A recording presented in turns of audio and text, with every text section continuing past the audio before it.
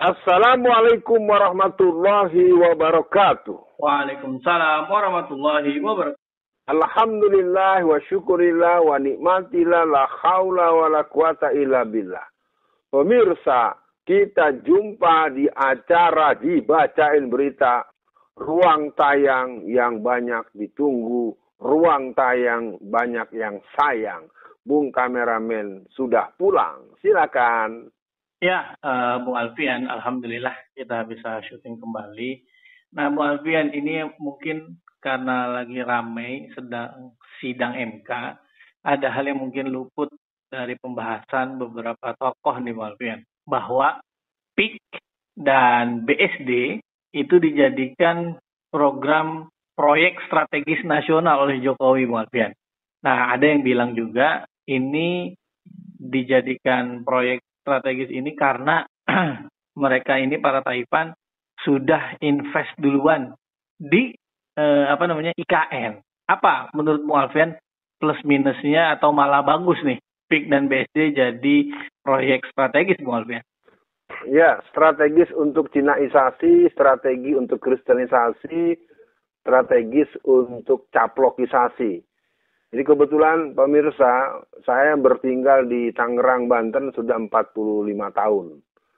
Jadi saya ingin katakan bahwa proses-proses BSD itu oleh masyarakat pribumi disebut dengan bikin susah desa. Itu mungkin Bung Kameramen belum pernah dengar. Jadi proyek-proyek percontohan itu hanya untuk membangun hegemonik. Membangun kerajaan, imperium, yang membuat akhirnya kaum pribumi termarginalkan, terpinggirkan, dan tergusurkan. Karena kelompok di jalur Tangerang Raya itu ada program yang namanya segitiga emas, 4 kota berlian, dan 5 kota intan.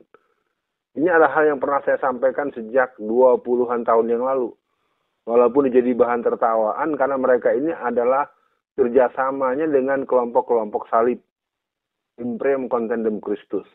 Di sana ada James Riyadi, di sana bersambung nanti dengan Sumarekon, bersambung nanti dengan Lipo, bersambung dengan itu mereka sebenarnya satu Imperium Contendem Christus yang mereka sangat dekat dengan orang-orang komunis Cina.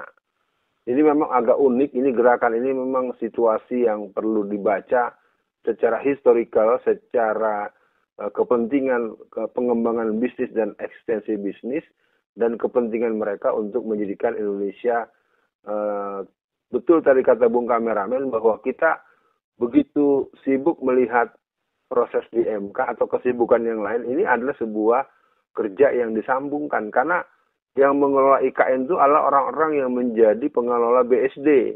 Iya, betul. Jadi akhirnya mereka mencoba menyulam, membuat bangunan konfiguratif yang menurut hemat saya ya pencaplokan Indonesia sedang berlangsung, baik dari luar dengan tekanan politik dan pinjaman utang dari Xi Jinping, dari dalam kelompok-kelompok Cina yang memang semakin menjadi raja dan merajalela. Saya pikir ini jadi perhatian bahwa apa yang dimunculkan dalam pembahasan ini oleh saudara Bung Kameramen ini merupakan sebuah kejelian minat persoalan.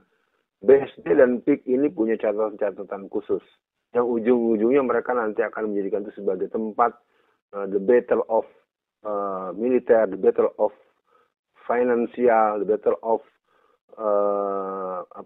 demografi, dan cukup mengerikan sebetulnya fenomena yang dimunculkan oleh Bung Kameramen, sebuah kejelian terhadap sebuah upaya-upaya untuk menguasai Indonesia, darat, laut, udara, dan fungsi-fungsi ekonomi dan fungsi-fungsi lainnya.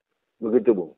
Ya, Bu Alfian, kalau ini dikutip oleh Pinter Politik, PSN itu kan biasanya tempat yang atau proyek yang awalnya dari nol, Bu Alfian.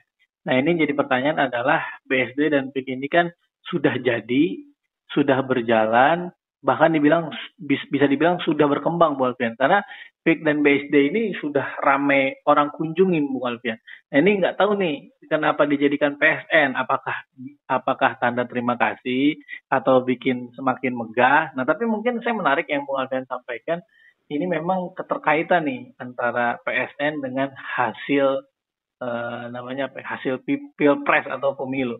Nah, mungkin Bu Alfian untuk akhir sesi tentang PIK dan BSD. Kadang-kadang masyarakat itu enjoy aja Bung Alfian. Kenapa? Karena dia mikirnya, oh peaknya jadi keren nih, jadi bisa buat tempat gua kunjungin. BSD juga keren nih, karena gua kan sering main ke sana. Nah itu kan uh, ada pikiran-pikiran instan yang mikirnya hanya subjektif Bung Alfian. Yang penting gue bisa jalan ke sana, gue bisa main ke sana.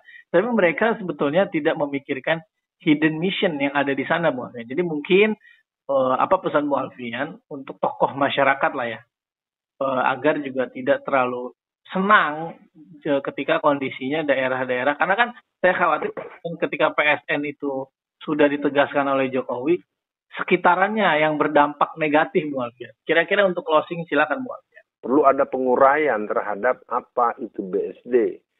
Karena mereka memang telah mengembangkan dengan sangat sistematis dan membuat masyarakat tidak berdaya untuk melepas tanah mereka. Apa itu Sumarekon, apa itu Lipo. Jadi kan di Tangerang Raya itu ada 440-an perumahan.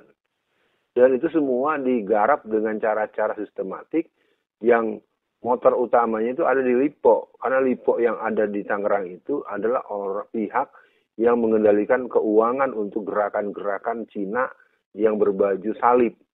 Jadi mereka ini adalah gerakan yang per Desember 2015 sudah menghitung keuntungan 400 triliun. Tapi kata kuncinya bahwa kepada seluruh masyarakat Indonesia, wabil khusus masyarakat Banten, Tangerang Raya, Anda harus bertanya, ada berapa tanah yang tersisa sebagai milik pribumi Banten dan pribumi Tangerang Raya? Sepengetahuan saya itu tidak sampai 30% lagi sertifikat itu kepemilikan tanahnya ada di tangan orang-orang pribumi. Itu berbahaya. Ini kita harus belajar banyak dengan peristiwa yang dialami oleh Palestina, yang dialami oleh Angola, yang dialami oleh Tibet. Sekali lagi, saya yang bertinggal 45 tahunan ada di lingkar Tangerang Raya itu, sampai saya harus menembusnya dengan masuk penjara dengan vonis 4 tahun, karena saya membahas bahaya penjajahan Cina. Jadi intinya buat pemirsa, bahwa untuk masyarakat dan tokoh-tokoh masyarakat, berhentilah Anda jadi calo-calo penjual tanah. Berhentilah Anda daripada jadi orang kaya mendadak dengan mendapatkan uang dari si penjual dan pembeli.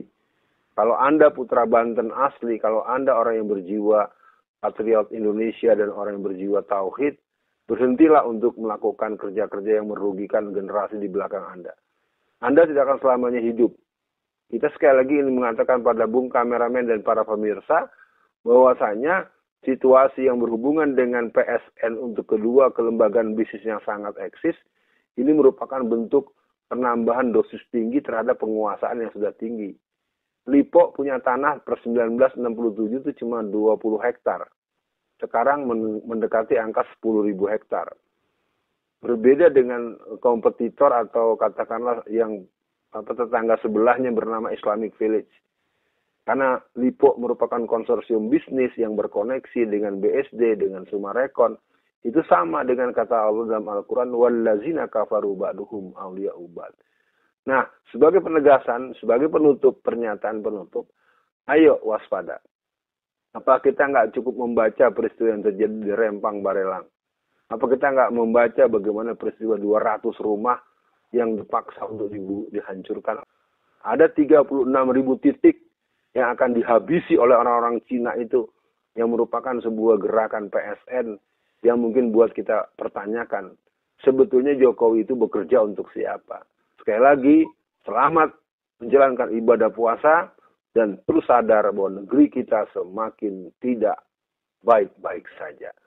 Assalamualaikum warahmatullahi wabarakatuh. Waalaikumsalam warahmatullahi wabarakatuh.